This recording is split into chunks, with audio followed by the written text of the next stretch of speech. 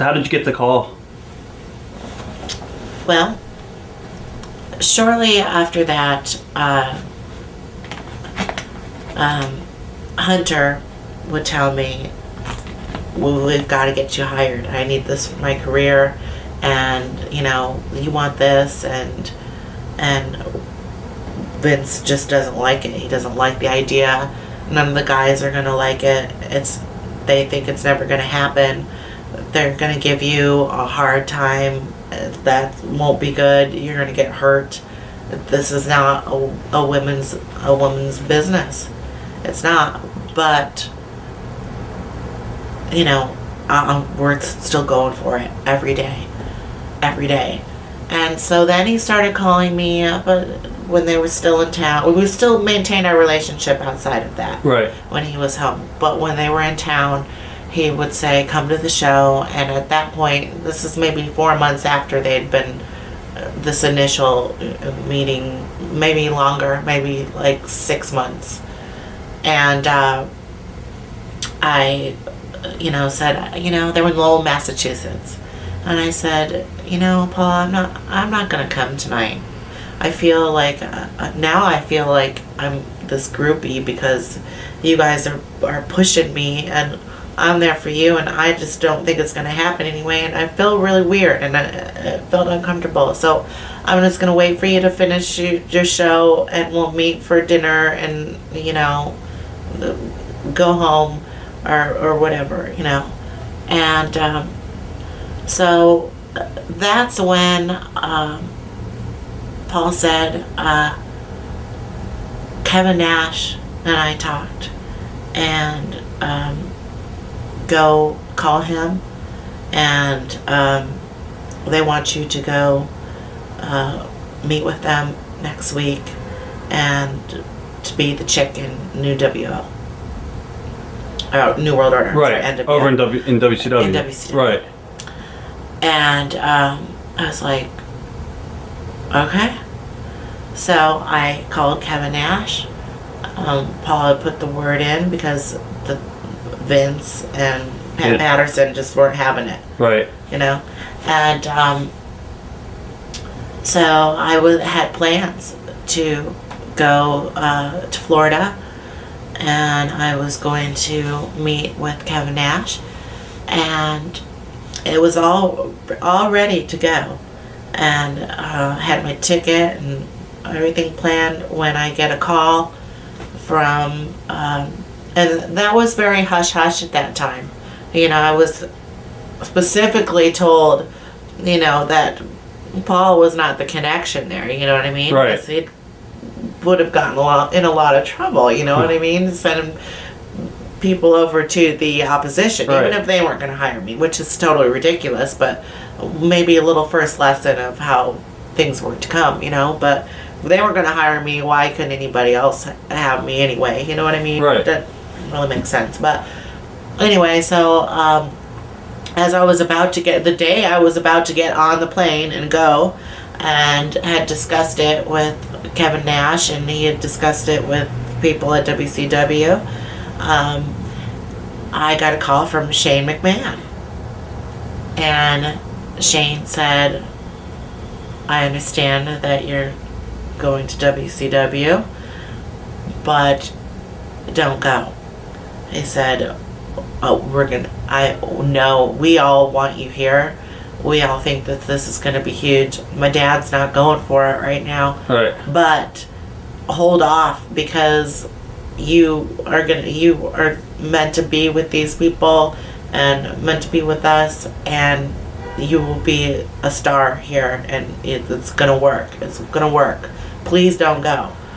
And I'm thinking, well, are you hiring me? Can you guarantee me that you're going to hire me? Or you have a once-in-a-lifetime opportunity here. If I say no to them after they've arranged for me to do this, I'm basically saying you're going to, So I didn't know. There was a huge trust factor there, too, right. And then it was involved personally because of my relationship with Paul, and the guys, and I didn't know what to do, but I chose to trust, and I called Kevin and I explained the situation, that I was not going to show up on their television the next go round. And he said, okay. So severed that relationship right there. Right.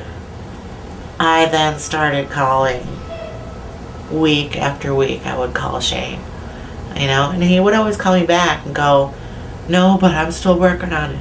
No, but I'm still working on it. No, but I'm still working on it. Well, about another 6 months later, I was like, fuck this. Right. Forget it. You know what I mean? I gave up like my dream in life, because I was told I was going to be hired, and now nothing, nothing. And so they were in town again, and Paul practically begged me to come, and I was like, no, I'm not going.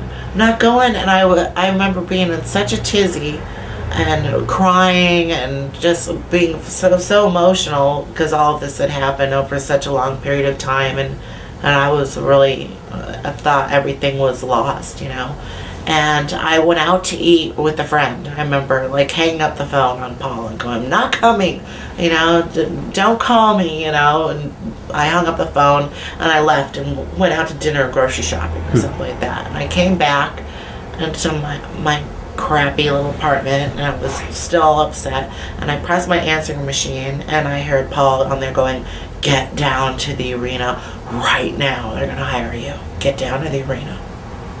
And I was like, oh my God. And I went to the arena, and at first they wouldn't let me in, which was so funny. Right. And I'm like, no, I work here. And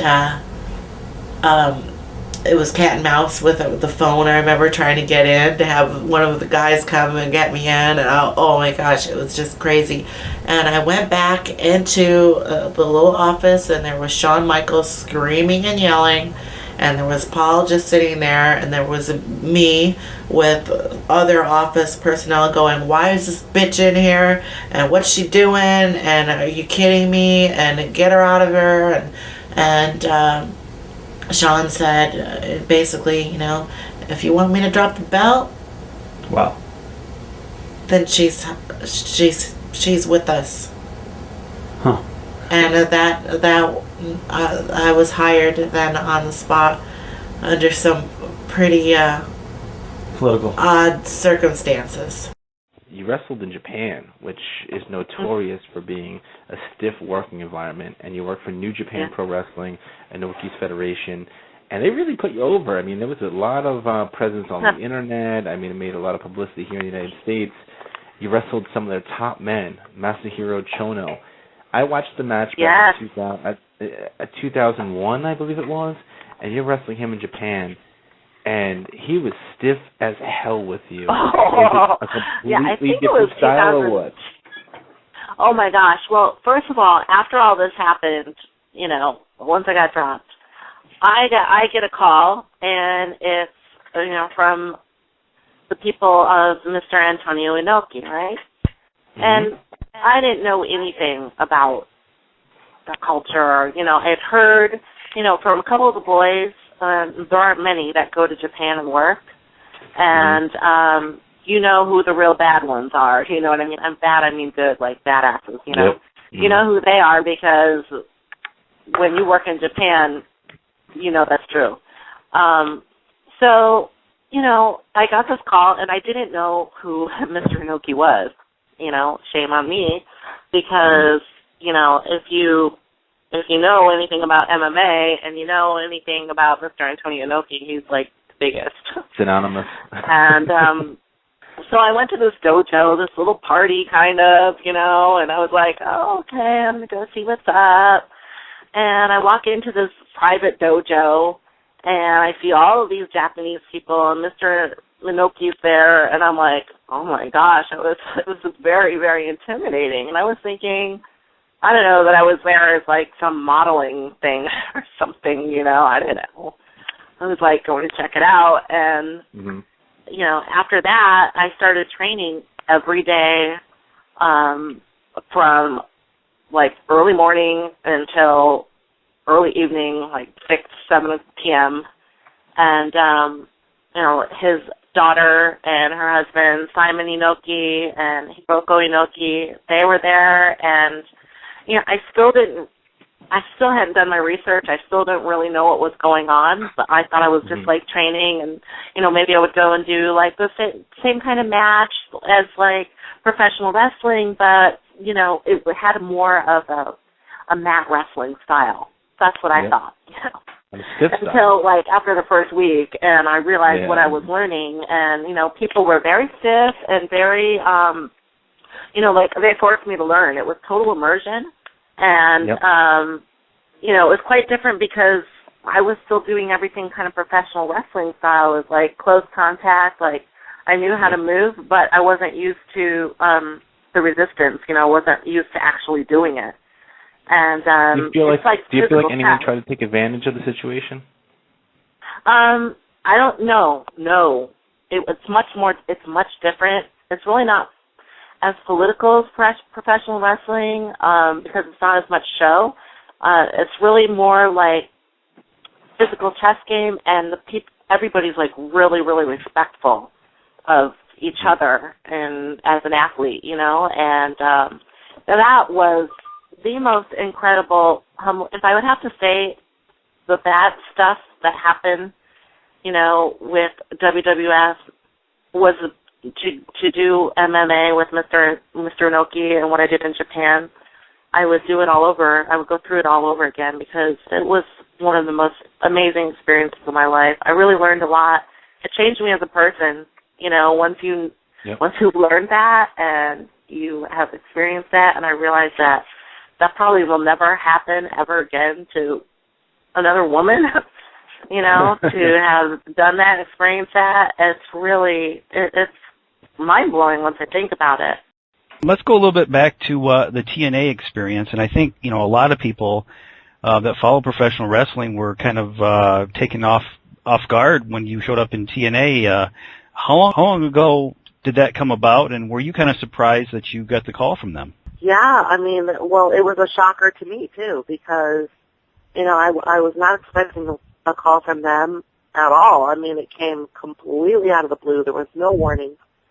And, Vince Ruth has always been a friend of mine, and so when he called, I was like, they were just really kind of anxious to speak to him. It was kind of like there was no time that had passed in the interim, and the next day I was on a plane, so, a lot of people were like, why didn't you say anything, or you were keeping a secret.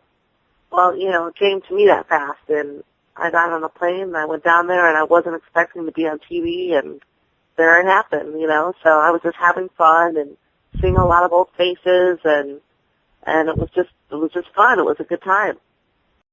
We're hired.